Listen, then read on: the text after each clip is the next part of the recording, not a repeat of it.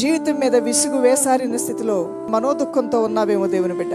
ఇక నాకెందుకు ఈ బ్రతుకు నాకు వద్దు అని చెప్పేసి బాధపడుతూ ఉన్నావేమో. నా ప్రాణం తీసుకో ప్రభువా, ఈ బ్రతుకులో విసిగిపోయాను. నేనంటే ఇంట్లో వాళ్ళకి ఎవరికి గుర్తింపు లేదు, నన్ను ఎవరు పట్టించుకునే వాళ్ళు లేరు. నేను ఎంత చేశానో ఎవరికి అర్థం కావట్లేదు. ఎంత చేసినా నన్ను మామూలు స్థితిలోనే చూస్తున్నారు తప్ప కనీసం నన్ను గౌరవించకపోయారు, నన్ను విమర్శించే స్థితిలోనే ఉన్నారు. అప్పటి నుంచి ఇప్పటి వరకు నా ప్రాణానికి విసుగొచ్చింది. నా ప్రాణం తీసుకో, నాకు విసుగుపడుతుంది నా మీద అని అన్న రోజులు ఉన్నాయా?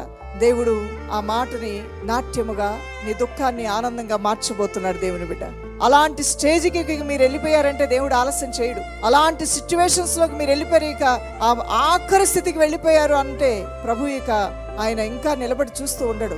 ఇస్సాకుని కత్తి ఎత్తి బలి ఇవ్వటానికి ఆ కత్తి దూసేంత వరకే దేవుడు ఎలవ్ చేశాడంట.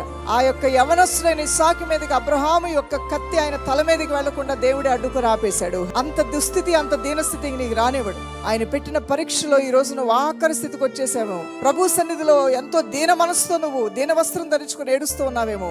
నాట్యం ఆడుతావు నువ్వు. సంభ్రమాశ్చర్యములతో కూడిన కార్యాలు, ఆనందముతో కూడిన కార్యాలని దేవుడిని పట్ల చేయబోతూ ఉన్నాడు. మరలా నిన్ను ఆయన నిర్మించబోతూ ఉన్నాడు. రెండవ అవకాశం నీకు ఇవ్వబోతూ ఉన్నాడు. నీ జీవితం ముగిస్తుంది అనుకుంటే అది పొరపాటే, అది నిజము కాదు. ఆయన నీకు మేలుతో నీ ప్రాణాన్ని తృప్తిపరిచి ఆయన నిన్ను సేద తీర్చి అభివృద్ధి పరచును గాక.